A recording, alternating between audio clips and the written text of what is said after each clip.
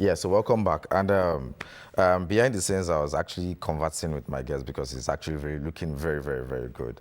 And we just smiled and just said one or two things about each other. And he's here to actually do justice to our topic today, which is youths and choosing career. And he's none other person than Abayomi Olaife. Thank you so Welcome. much. Thank you so much for having me on this. So how are you? I'm very fine. So hope getting here was not stressful. No, almost seamless. All right. Seamless. So let's actually go into what we have for today. So basically, we're talking about youths and actually choosing the right career path. So now there are so many factors you actually have to put in place. We're looking at the economy, we're looking at guidance, we're looking at so many angles of stereotypes and also how are youths of nowadays able to navigate? I think I want to believe that there are lots of issues and influences right now that is encouraging youths to multitask, maybe not multitask alone, to diversify in terms of how they can build capacity. And it's quite encouraging that Nigerian youths are one of the most enterprising set of youths in the world right now, because they are not just, a lot of people are not just going to school. They are not just going to school, they are learning skills. And they are also at that basic level, even at the university. You can see, I attended Obafemi Awolowo University, and I can say for sure that I have quite a number of friends, even in my hostel, that they sell stuff right in their rooms, and they are making impacts. A lot of them. I think I even know one person. The guy is now in the US, basically because he started from the hostel. He started building businesses to Lagos, even to the US. And so it's quite encouraging that there are lots of youths delving into many fields right now because of probably the spirit of trying to make ends meet or trying to impact the generation. And then I think these are very core issues impacting youth activities right now. And I also want to say that the influence of technology actually is really driving Nigerian youths, maybe not Nigerian youths alone, but across the world. And it's quite insightful to know that people are delving into tech-related activities or enterprises right now. And so I would say a whole lot of our factors combined with technology, combined with maybe the need to make ends meet are really driving Nigerian youths to delve into diverse career right now. Yeah. Do you think parents play a very important role in choosing career path for their children? I would say that yes, but it is very neutral right now. Okay. I'll buttress my point because a lot of youths, a lot of parents now are very exposed, maybe not educated, but they are exposed to the fact that when individuals choose what they want, there's almost limitless a breadth they can go because that's what they want to do. And so this drive, because when they find their niche, they can actually go to every extent they can to become what they desire to be. So I want to say that the influence of parents now is very neutral in that sense. It's very neutral.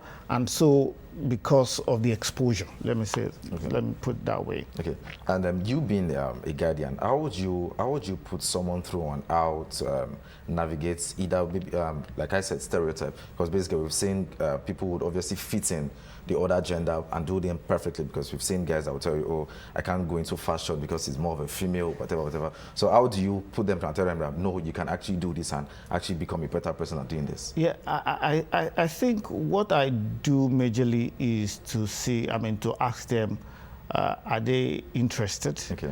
When the interest is there, and then they can easily, build, influence others.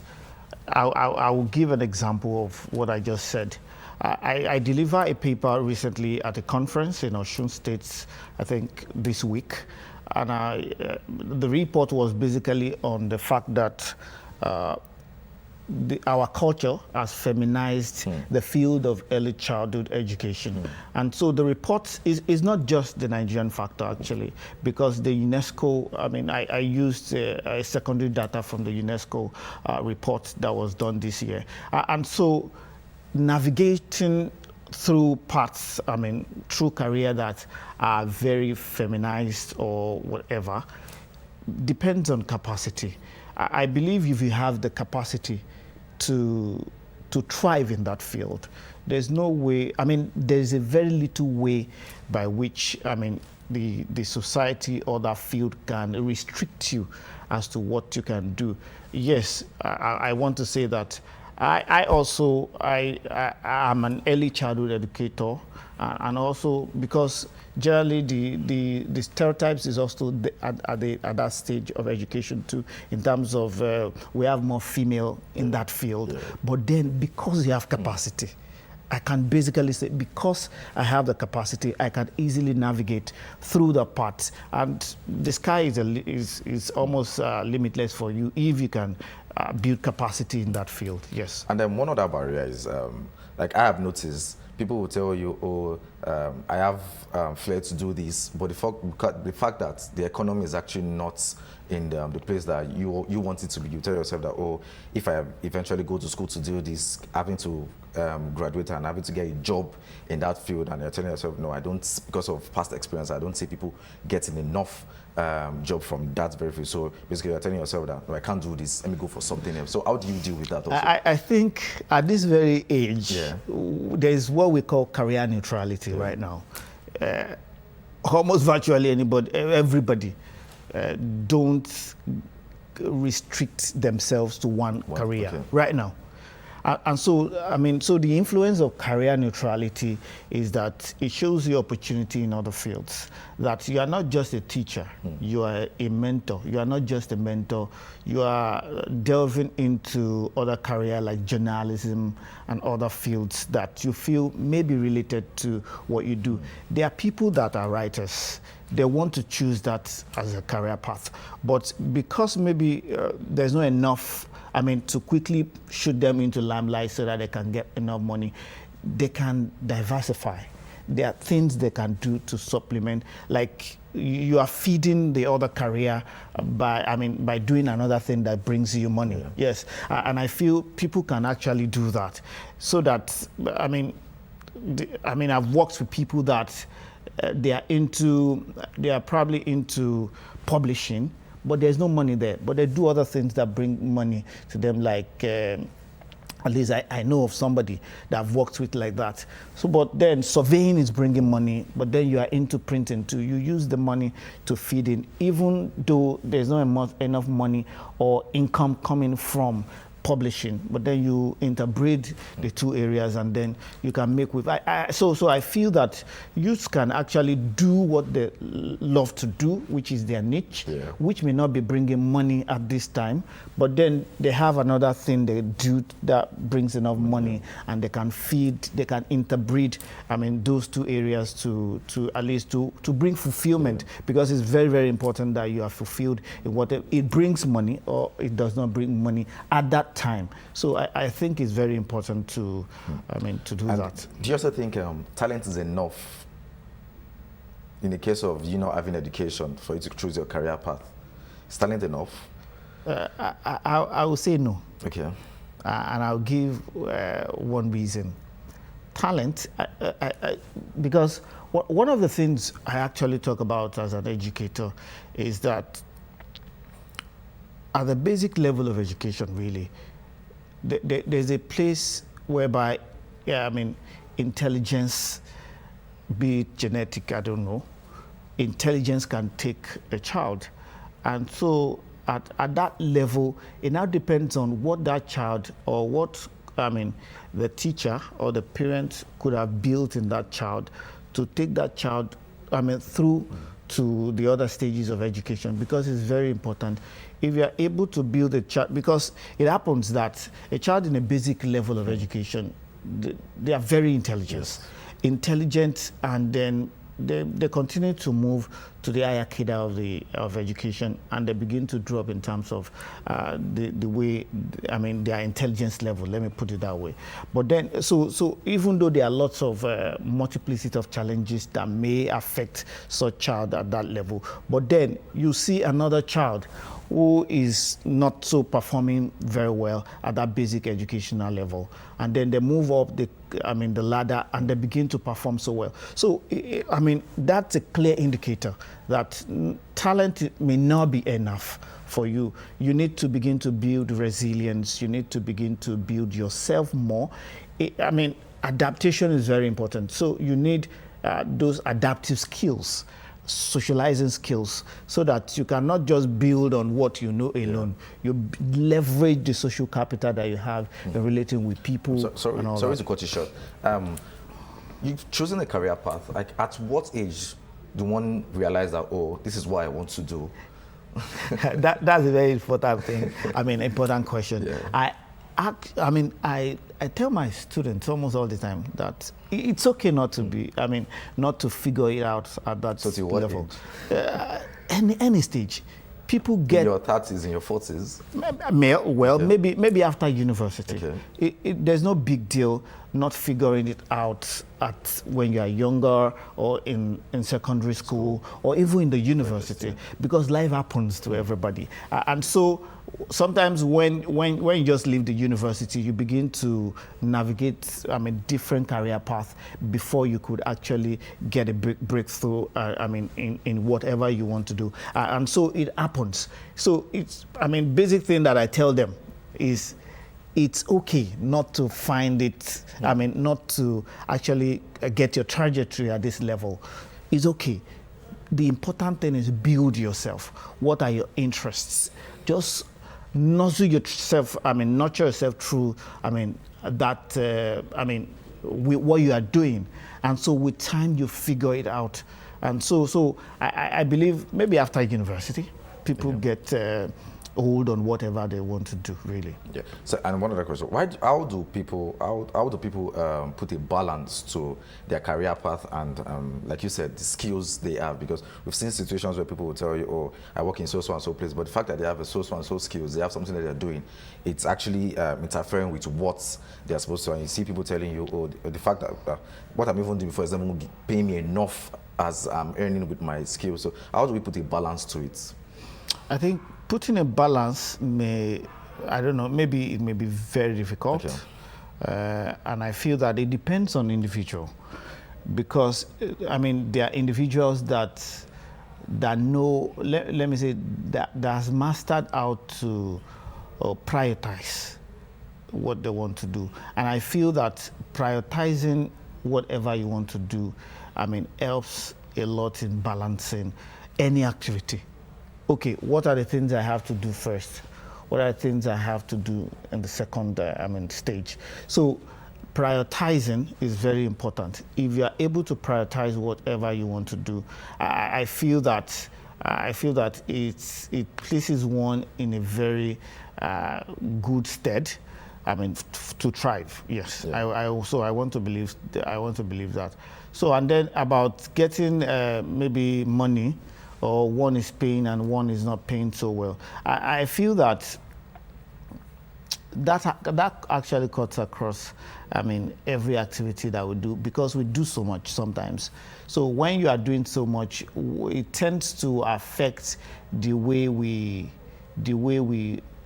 rubbing our skills on different things. And so much that we might be doing less in one and doing more in one, which may actually affect the kind of income that comes through, the two areas, yes. So how do we overcome fear when choosing the path? Like, oh, this is what I want to, but the fear of, oh, I won't be successful in this, but how do we overcome that fear?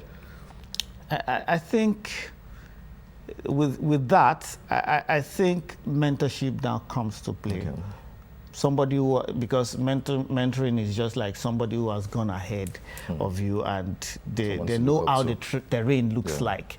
And so I feel that fear. It's good to fear. I want to. Yes, it's part of the growth. So I don't tell people not to get scared. But the important thing is, how do you deal with fear? It's important when you get scared. How do you deal with it? So, and dealing with it, I mean, takes a very, let me use this word, pragmatic.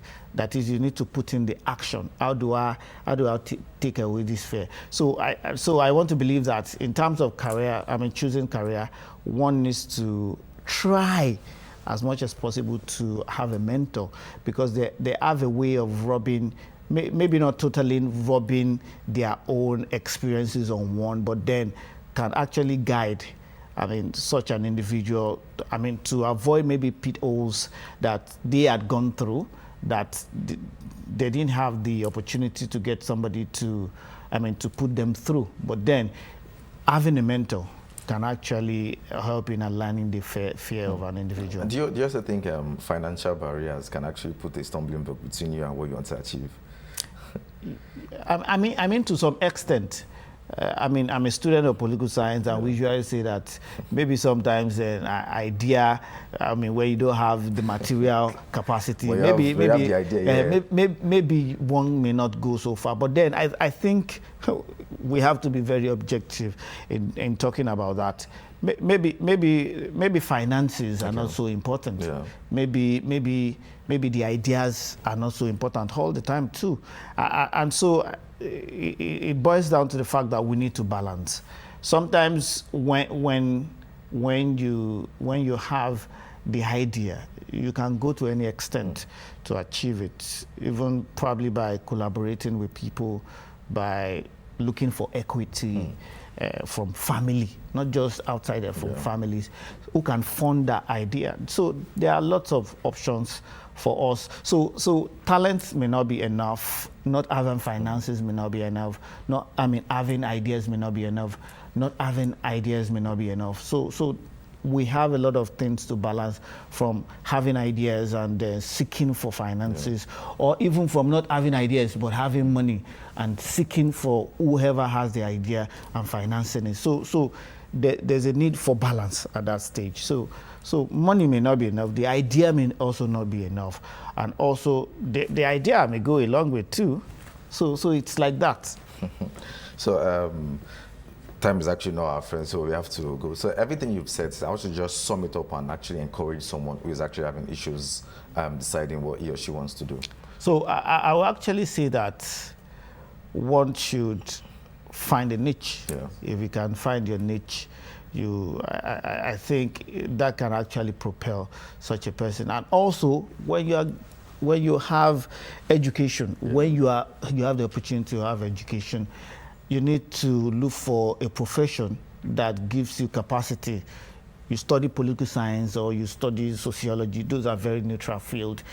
You can do CIPM. You can do management sciences courses that can certify what you do. If you are in the banking and then you are not someone who studied accounting or business administration or even mathematical sciences, do banking courses that can at least crystallize your field, so that when you leave one field, you can actually switch to another, and then it can give you a leverage over others. So that's all I would say. All right, thank you very much. I hope to have you on the show next time. All right, so that's it for this weekend. You just heard from Abayomi. You can actually put things in balance. If you're not getting things right here, you can actually switch to something else. Go for courses, take extra classes, and obviously you find yourself in a better place. I was actually enjoying the conversation, but time is actually not our friend, so we have to go. So I'll see you next weekend. I am Adedayo Kende. Enjoy the rest of your week. Feed you with phlegm, put it on your tongue, then flip it up like gymnastics. Anything you want, you can have it. Sausage.